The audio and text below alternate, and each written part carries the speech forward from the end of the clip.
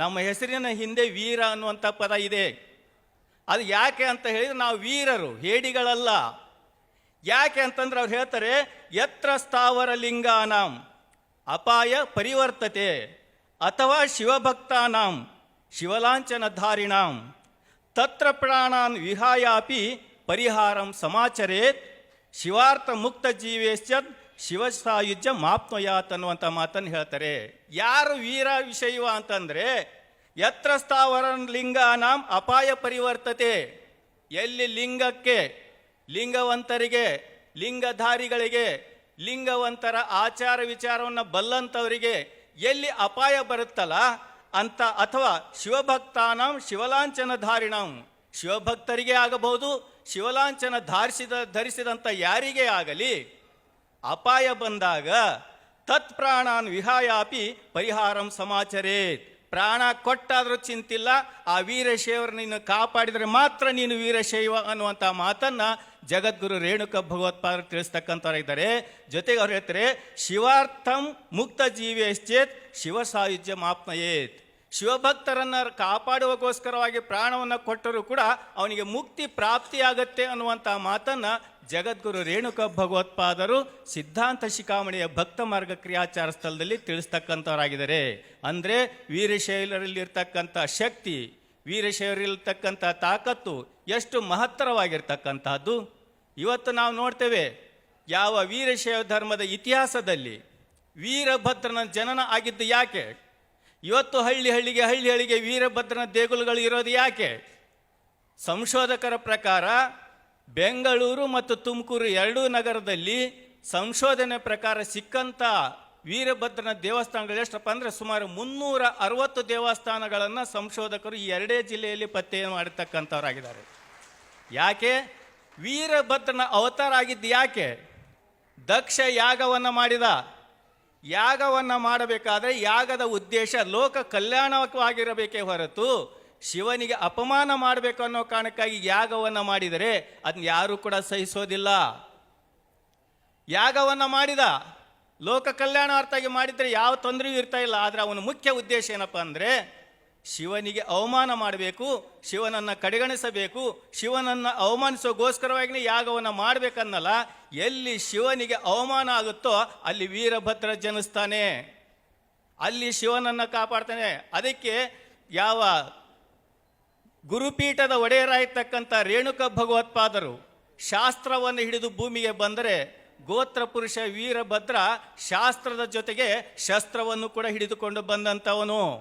ಯಾಕೆ ಅಂತಂದರೆ ವೀರಶೈವ ಧರ್ಮದಲ್ಲಿ ಎಲ್ಲಿ ಶಿವನಿಗೆ ಅವಮಾನವಾಗುತ್ತೆ, ಶಿವಭಕ್ತರಿಗೆ ಎಲ್ಲಿ ಅಪವಾದವಾಗುತ್ತೋ, ಶಿವಭಕ್ತರಿಗೆ ಎಲ್ಲಿ ಅಪಾಯ ಉಂಟಾಗುತ್ತೋ ಅಲ್ಲಿ ವೀರಭದ್ರ ನೆಲೆಸ್ತಾನೆ.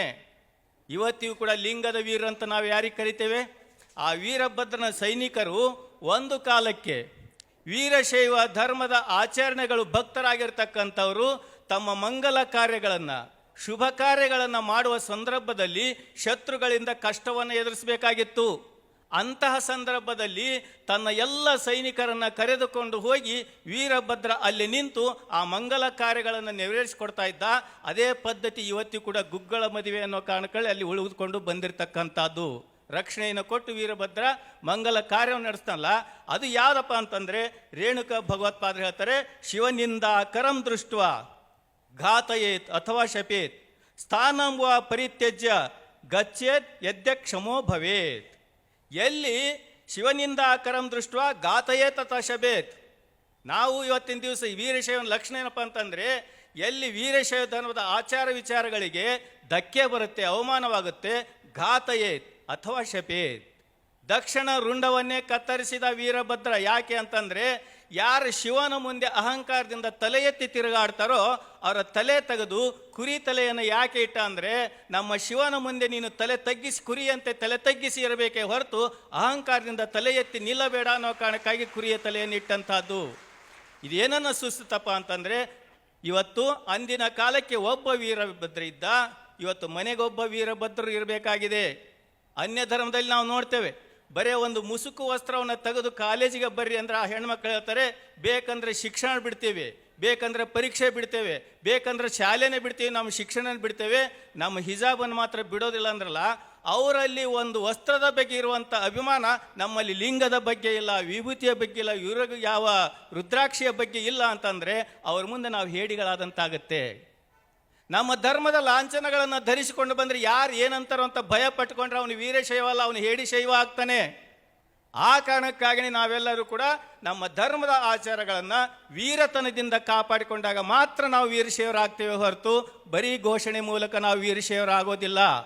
ಆ ಕಾರಣಕ್ಕಾಗಿ ವೀರಭದ್ರ ಯಾವ ರೀತಿ ಜನಿಸಿ ಬಂದು ಶಿವಭಕ್ತರನ್ನ ಯಾವ ರೀತಿ ರಕ್ಷಣೆ ಮಾಡಿದ್ನೋ ಅದೇ ಮಾತನ್ನ ಜಗದ್ಗುರು ರೇಣುಕ ಭಗವತ್ಪಾದರೇ ತತ್ರ ಪ್ರಾಣಾನ್ ವಿಹಾಯಾಪಿ ಪರಿಹಾರಂ ಸಮಾಚರೇ.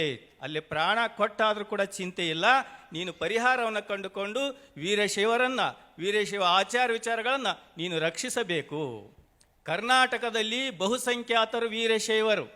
ನಾವು ನಮ್ಮ ಧರ್ಮವನ್ನು ಎಷ್ಟು ಕಾಪಾಡ್ತೀವೋ ಗೊತ್ತಿಲ್ಲ, ಆದರೆ ಪಕ್ಕದ ದೇಶದಲ್ಲಿ ಒಬ್ಬ ಹಿಂದೂ ಅಂತ ಹೇಳಿಕೊಂಡ್ರೆ ಅವನಿಗೆ ಅಪಾಯ ಇದೆ, ಅವನು ತನ್ನ ಪೂಜೆಯನ್ನು ಮಾಡೋದಕ್ಕೆ ಅಪಾಯ ಇದೆ, ತಾನು ಈಚೆಗೆ ಬಂದರೆ ಅಪಾಯ ಇದೆ. ಅಂಥ ಧರ್ಮವನ್ನು ಕಾಪಾಡಿಕೊಳ್ಳೋದು ಕಷ್ಟಕರವಾಗಿರ್ತಕ್ಕಂಥ ಬಾಂಗ್ಲಾದೇಶದಲ್ಲಿ ಪಂಕಜರಾಗಿ ಒಬ್ಬ ವೀರಶೈವಾಗಿ ನಿಲ್ತಾರೆ ಅಂತಂದರೆ ಅದು ನಿಜವಾದಂಥ ವೀರಶೈವರ ಲಕ್ಷಣ. ಇದು ನಿಜವಾದಂಥ ವೀರಶೈವರ ಲಕ್ಷಣ. ಆ ಕಾರಣಕ್ಕಾಗಿ ಒಬ್ಬ ವೀರಶೈವ ಯಾವಾಗ ದೀಕ್ಷೆಯನ್ನು ಸ್ವೀಕಾರ ಮಾಡ್ತಾನೋ ಆವಾಗಲೇ ಕಂಕಣಬದ್ಧನಾಗ್ತಾನೆ. ಇನ್ನೇನೇ ಬರಲಿ ಈ ಧರ್ಮವನ್ನು ನಾನು ಕಾಪಾಡ್ತೇನೆ, ಈ ಧರ್ಮವನ್ನು ಉಳಿಸ್ತೇನೆ, ಈ ಧರ್ಮವನ್ನು ಬೆಳೆಸ್ತೇನೆ ಅನ್ನೋಂಥ ಕಂಕಣಬದ್ಧನಾಗ್ತಲ್ಲ, ಅದು ನಿಜವಾದಂಥ ವೀರಶೈವರು. ಇವತ್ತು ನಾವೆಲ್ಲರೂ ಕೂಡ ಅವರಿಂದ ಪಾಠವನ್ನು ಕಲಿಯಬೇಕಾಗಿದೆ. ನಾವು ಧರ್ಮದ ಪ್ರವಚನವನ್ನು ಕೇಳಿದಾಗ, ಭಸ್ಮದ ಬಗ್ಗೆ ಕೇಳಿದಾಗ, ಲಿಂಗದ ಬಗ್ಗೆ ಕೇಳಿದಾಗ ಚಪ್ಪಾಳೆ ತಟ್ಟು ಸಂತೋಷ ಪಡ್ತೇವೆ. ಮರುದಿವಸ ಮತ್ತೆ ಬರೇ ಅದೇ ಹಳೆ ಭಸ್ಮ ಇಲ್ದೇ ಹಣೆಯಿಂದನೇ ನಾವು ಬರ್ತಾ ಇದ್ದೇವೆ.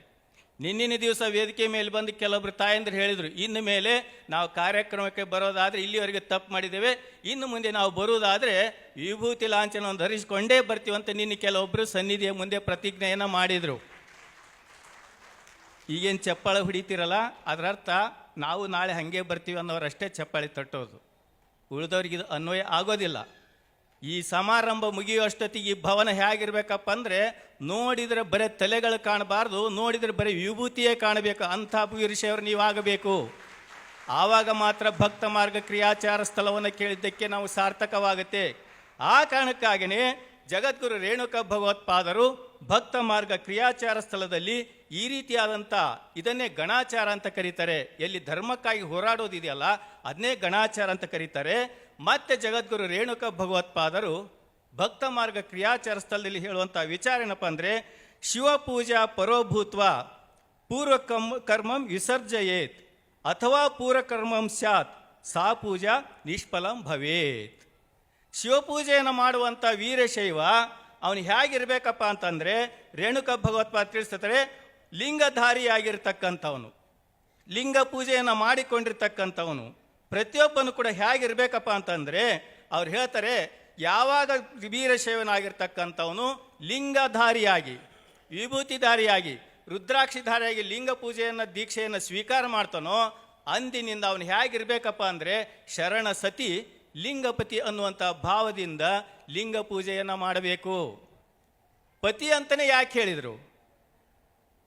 ಅಣ್ಣ ತಮ್ಮ ಭಾಳ ಜನ ಇರ್ಬೋದು, ಮಾವ ದೊಡ್ಡಪ್ಪ ಸಂಬಂಧಿಗಳು ಸ್ನೇಹಿತರು 100 ಜನ ಇರಬಹುದು, ಆದರೆ ಪತಿ ಅನ್ನುವಂಥವರು ಒಬ್ಬರು ಮಾತ್ರ ಹೇಗಿರ್ತಾರೋ ಹಾಗೆ ನಮಗೆ ಸ್ಥಾವರ ದೇವಾಲಯಗಳು 108 ಇರಬಹುದು ನಿಜ, ಆದರೆ ವೀರಶೈವರ ಅಂಗೈಯಲ್ಲಿಟ್ಟು ಪೂಜೆಯನ್ನು ಮಾಡುವಂಥ ಏಕೈಕ ದೇವರು ಯಾವುದಪ್ಪ ಅಂದರೆ ಅದು ಇಷ್ಟಲಿಂಗ ಮಾತ್ರ, ಶರಣ ಸತಿ ಲಿಂಗಪತಿ. ಅದಕ್ಕೆ ಒಬ್ಬ ಸತಿ ತನ್ನ ಪತಿಗೆ ಯಾವ ರೀತಿ ನಿಷ್ಠಾವಂತಳಾಗಿರ್ತಾಳೋ ಹಾಗೆ ಶಿವಪೂಜಾ ಪರೋಭೂತ್ವ ಪೂರ್ವಕರ್ಮ ವಿಸರ್ಜಯೇತ್. ತಿಳಿಯದೇನೆ ನೂರಾರು ದೇವರುಗಳನ್ನು ನಾನು ಪೂಜೆ ಮಾಡಿಬಿಟ್ಟಿದ್ದೇನೆ, ಇನ್ನು ತಿಳಿದ ಮೇಲೆ ಮತ್ತೆ ಯಾವುದೇ ಕಾರಣಕ್ಕೂ ಕೂಡ ಲಿಂಗವನ್ನು ಬಿಟ್ಟು ಮತ್ತೆ ಬೇರೆ ಯಾವ ದೇವರುಗಳನ್ನು ಕೂಡ ಪೂಜೆ ಮಾಡೋದಿಲ್ಲ ಅಂತ ಪ್ರತಿಜ್ಞೆಯನ್ನು ಮಾಡಬೇಕು ಅನ್ನುವಂಥ ಮಾತನ್ನು ಜಗದ್ಗುರು ರೇಣುಕ ಭಗವತ್ಪಾದರು ಹೇಳ್ತಾರೆ. ಅಥವಾ ಪೂರ್ವಕರ್ಮಂ ಸ್ಯಾತ್, ಮತ್ತೆ ಅವನೇನಾದ್ರು ಕೂಡ ಮತ್ತೆ ಅದೇ 100 ದೇವರುಗಳನ್ನೇ ಪೂಜೆ ಮಾಡ್ತಾ ಹೋದರೆ ತತ್ಪೂಜಾ ನಿಷ್ಫಲಂ ಭವೇತ್, ನೀನು ಮಾಡಿದಂಥ ಇಷ್ಟಲಿಂಗದ ಪೂಜೆ ವ್ಯರ್ಥವಾಗಿ ಹೋಗುತ್ತೆ ಅನ್ನುವಂಥ ಮಾತನ್ನು ಹೇಳ್ತಾರೆ. ಯಾವ ಅಲ್ಲಮ ಪ್ರಭುಗಳು ಒಂದು ಬಹಳ ಅದ್ಭುತವಾದಂಥ ವಿನೋದವಾಗಿ ಹಾಸ್ಯವಾಗಿ ಒಂದು ಮಾತನ್ನು ಹೇಳ್ತಾರೆ. ಭಾವದಲ್ಲೊಬ್ಬ ದೇವರ ಮಾಡಿ ಮನದಲ್ಲೊಂದು ಭಕ್ತಿಯ ಮಾಡಿದಡೆ ಕಾಯದ ಕೈಯಲ್ಲಿ ಕಾರ್ಯ ಉಂಟೆ ವಾಯಕ್ಕೆ ಬಳಲುವರು ನೋಡ.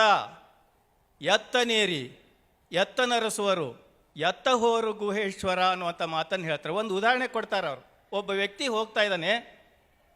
ಹೋಗುವಾಗ ದಾರಿಯಲ್ಲಿ ಎಲ್ಲರಿಗೂ ಕೇಳ್ತಾ ಇದ್ದಾನೆ ಅವನು. ಏನಂತ? ಬೆಳಗಿಂದ ನನ್ನ ಎತ್ತು ಕಾಣ್ತಾ ಇಲ್ಲ, ನೀವೇನಾದ್ರು ನನ್ನ ಎತ್ತು ನೋಡಿದ್ರಾ? ಒಳ್ಳೆ ಬಿಳಿ ಎತ್ತು, ಕಿಲಾರಿ ಎತ್ತು, ಕೊಂಬಿರ್ತಕ್ಕಂಥ ಎತ್ತು, ನೀವೇನಾರ ನೋಡಿದ್ರಾ ಅಂತ ಕೇಳ್ತಾ ಹೋಗ್ತಾ ಇದ್ದಾನೆ. ನೋಡಿದವ್ರೆಲ್ಲರ ಕಡೆ ಹಣಿ ಚಚ್ಕೊಂಡು ದೊಡ್ಡ ಮನುಷ್ಯ ಇದ್ದೀವಿ ಹೋಗಪ್ಪ ಅಂತ ಕಳಿಸ್ತಾ ಇದ್ರು. ದಾರ್ಯಾಗ ಬರೋರು ಎಲ್ಲರೂ ಕೇಳ್ತಾ ದೂರ ಹೋದ ಅವನು. ಹೋದ ಎಲ್ಲರ ಹತ್ರ ಎಂಥ ಹುಚ್ಚದಿಯ ನೀನು ಅಂತಿದ್ರು, ಬೈತಿದ್ರು, ಕಳಿಸಿದ್ರು. ಅವನಿಗೆ ಗೊತ್ತೇ ಇಲ್ಲ ಅವ್ನಿಗೆ ಯಾಕೆ ಬೈತೀನಿ ಅಂತಂದು. ಕೊನೆಗೆ ಹೋದಾಗ ಒಬ್ರು ಹೇಳ್ತಾರೆ, ಏನಪ್ಪ ಏನು ನೀನು ಹುಡುಕ್ತಾ ಇದ್ದೀವಿ? ಬೆಳಿಗ್ಗೆಯಿಂದ ನಾನು ಎತ್ತು ಕಾಣ್ತಾ ಇಲ್ಲ, ಅದಕ್ಕೆ ಆ ಎತ್ತು ನೀವೇನಾದರೂ ನೋಡಿದ್ರಿ ಅಂತ ಕೇಳಕ್ಕೆ ನಾನು ಹೋಗ್ತಾ ಇದ್ದೀನಿ. ಪುಣ್ಯಾತ್ಮ, ನೀನು ಎದ್ರ ಮೇಲೆ ಕೂತ್ಕೊಂಡು ನೋಡು ಅಂತಂದ್ರೆ ಅವನು ತನ್ನ ಎತ್ತಿನ ಮೇಲೇ ಕೂತ್ಕೊಂಡಿದ್ದ. ಅವನು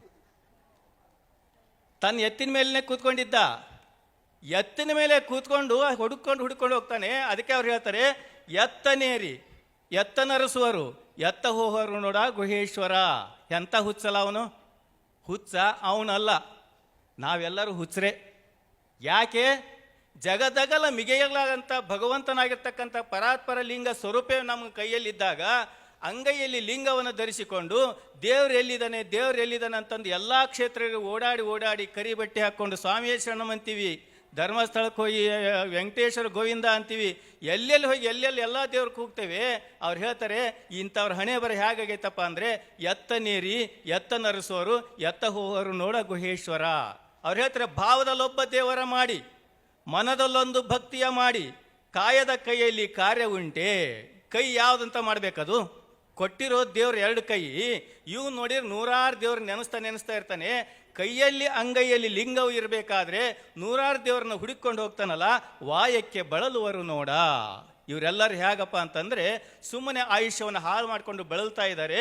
ಎತ್ತನೇರಿ ಎತ್ತನರಸುವರು ಎತ್ತ ಹೋಗರು ಗುಹೇಶ್ವರ.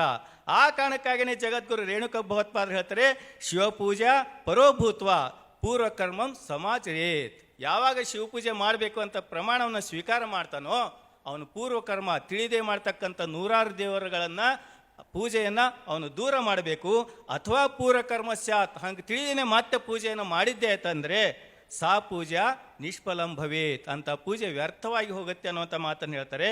ಆ ಕಾರಣಕ್ಕಾಗಿಯೇ ನಾವು ವೀರಶೈವರಾಗಿರ್ತಕ್ಕಂಥವ್ರು ಏಕ ದೈವೋಪಾಸಕರಾಗಿ ನಾವೆಲ್ಲರೂ ಕೂಡ ಅಂಥ ಇಷ್ಟಲಿಂಗಾರ್ಚನೆಯನ್ನು ಶರಣಸತಿ ಲಿಂಗಪತಿ ಅನ್ನುವಂಥ ಭಾವನೆಯಿಂದ ಏಕನಿಷ್ಠೆಯಿಂದ ಶಿವಪೂಜೆಯನ್ನು ಮಾಡಿದಾಗ ಅವನು ನಿಜವಾದಂಥ ವೀರಶೈವನ ಆಗ್ತಾನೆ ಅನ್ನುವಂಥ ವಿಚಾರವನ್ನು ಜಗದ್ಗುರು ರೇಣುಕ ಭಗವತ್ಪಾದರು ಭಕ್ತ ಮಾರ್ಗ ಕ್ರಿಯಾಚಾರ ಸ್ಥಳದಲ್ಲಿ ತಿಳಿಸ್ತಕ್ಕಂಥರಾಗಿದ್ದಾರೆ ಅನ್ನೋ ಮಾತನ್ನು ತಿಳಿಸ್ತಾ, ಅಂತಹ ಆಚಾರ ವಿಚಾರಗಳನ್ನು ರೂಢಿಸಿಕೊಳ್ಳುವ ಮೂಲಕವಾಗಿ ನಾವು ಕೇವಲ ಘೋಷಣೆಯ ವೀರಶೈವರಾಗದೇ ಆಚಾರವಂತ ವೀರಶೈವರಾಗಬೇಕು ಅನ್ನುವಂಥ ವಿಚಾರವನ್ನು ಈ ಸಂದರ್ಭದಲ್ಲಿ ನನ್ನ ಪ್ರಾಸ್ತಾವಿಕ ನುಡಿಯ ಈ ಸೇವೆಯನ್ನು ಪರಮಪೂಜ್ಯ ಕಾಶಿ ಜಗದ್ಗುರು ಮಹಾಸನ್ನಿಧಿ ಅವರ ಪಾದಕ್ಕೆ ಸಮರ್ಪಿಸಿ ನನ್ನ ಈ ಪ್ರವಚನ ವಿರಾಮ ಕೊಡುವ ಪೂರ್ವದಲ್ಲಿ ನಾವೆಲ್ಲರೂ ಕೂಡ ಸಿದ್ಧಾಂತ ಶಿಖಾಮಣಿಯ ಈ ಒಂದು ಪ್ರವಚನ ಮಾಡಬೇಕಂದ್ರೆ ಒಂದು ಕಾಲಕ್ಕೆ ನಾವು ಪುರಾಣ ಪುಣ್ಯಕಥೆ ಎಲ್ಲವನ್ನು ಕೂಡ ಹೇಳ್ತಾ ಇದ್ದೀವಿ. ನಮ್ಮೆಲ್ಲರನ್ನು ಕೂರಿಸಿ ಜಗದ್ಗುರು ಮಹಾಸನ್ನಿಧಿಯವರು ಹೇಳಿದ್ರು, ಪುರಾಣ ಪುಣ್ಯಕಥೆ ಬಿಟ್ಟು ಬಿಡ್ರಿ, ನಮಗಿರ್ತಕ್ಕಂಥದ್ದು ಧರ್ಮ ಪ್ರಚಾರ ಹೊರತು ವ್ಯಕ್ತಿ ಪ್ರಚಾರ ಅಲ್ಲ. ಆ ಕಾರಣಕ್ಕೆ ಇನ್ನು ಮೇಲೆ ನೀವೇನಾದ್ರು ಪ್ರವಚನ ಮಾಡೋದಾಯ್ತಂದರೆ ಸಿದ್ಧಾಂತ ಶಿಖಾಮಣಿಯನ್ನೇ ಪ್ರವಚನ ಮಾಡಬೇಕು ಅನ್ನುವಂಥ ಒಂದು ಆದೇಶವನ್ನು ನಮಗೆ ಪೂಜ್ಯರಾಯ್ತಂಥ ಮಾಂತಲಿಂಗ ಶಿವಾಚಾರ್ಯಗೆ ನಾಡಿನ ಹಲವು ಹೊತ್ತು ಶಿವಾಚಾರ್ಯಗೆ ಆದೇಶವನ್ನು ಮಾಡಿ ಬರೀ ಅಷ್ಟೇ ಹೇಳಿಬಿಡಲಿಲ್ಲ, ಹೇಗೆ ಪ್ರವಚನ ಮಾಡಬೇಕು ಅನ್ನುವಂಥ ತರಬೇತಿಯನ್ನು ಕೊಟ್ಟ ಕಾರಣಕ್ಕಾಗಿ ಇವತ್ತು ಮುಂದೆ 4 ವಿಚಾರಗಳನ್ನು ಹೇಳುವಂಥ ಶಕ್ತಿ ನಮಗೆ ಬಂದಿದ್ದರೆ ಅದು ಪರಮ ಪೂಜ್ಯ ಕಾಶಿ ಜಗದ್ಗುರು ಮಹಾಸನ್ನಿಧಿಯವರ ಆಶೀರ್ವಾದದಿಂದ. ಅಂಥ ಮಹಾಸನ್ನಿಧಿಯವರ ಪಾದಕ್ಕೆ ಈ ನನ್ನ ಪ್ರಾಸ್ತಾವಿಕ ನುಡಿ ಸೇವೆಯನ್ನು ಸಮರ್ಪಿಸಿ ಅವಕಾಶ ಕೊಟ್ಟಂಥ ಯಾವ ಜನಕಲ್ಯಾಣ ವೀರಶೈವ ಅನುಸಂಧಾನ ಸಂಸ್ಥಾನದ ಸಮಸ್ತ ಪದಾಧಿಕಾರಿಗಳಿಗೂ ಕೂಡ ಧನ್ಯವಾದವನ್ನು ಅರ್ಪಿಸಿ ಈ ಮಾತಿಗೆ ವಿರಾಮವನ್ನು ಹೇಳ್ತಾ ಇದ್ದೀನಿ. ಓಂ ಶಾಂತಿ ಶಾಂತಿ ಶಾಂತಿ.